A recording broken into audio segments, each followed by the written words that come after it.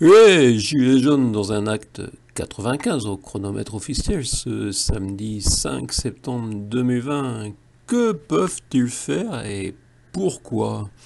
Ce premier samedi de septembre ressemble plus à un acte de tentative de préparer une mobilisation dite générale qui fait figure de dernière chance de relancer le mouvement par un regroupement national le samedi 12 septembre à Paris.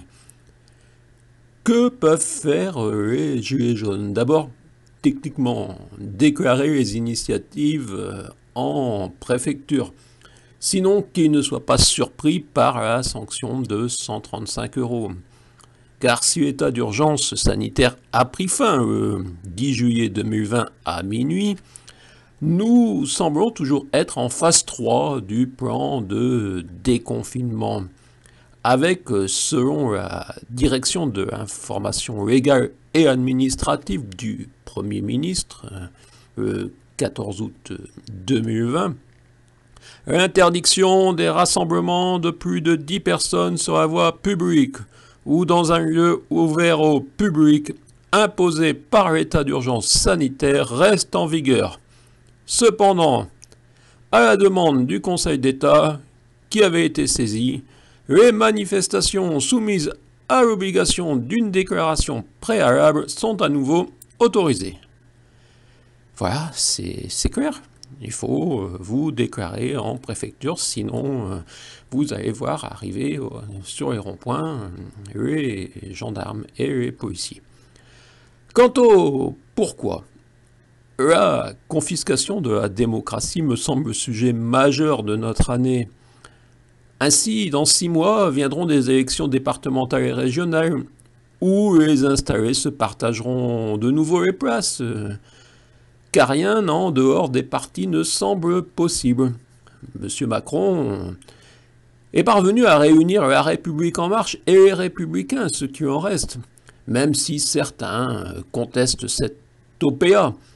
Parfois peut-être car ils n'ont pas obtenu de ministère. Si. Le maire, les Républicains de Nice, M.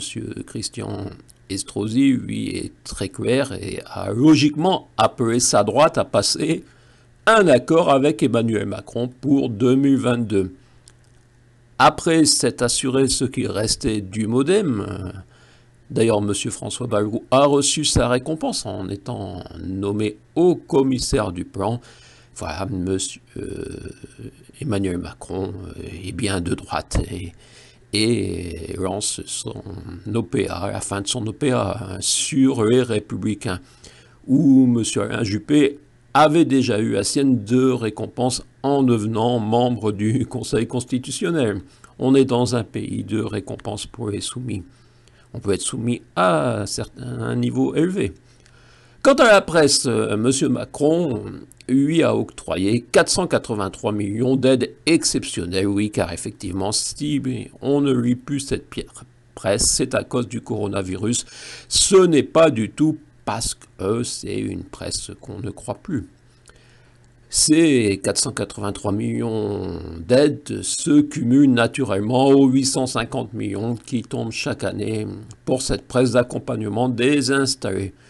La confiscation de la représentation nationale et des médias, vous ne pensez pas que ce soit plus important que le pouvoir d'achat ou le prix d'essence?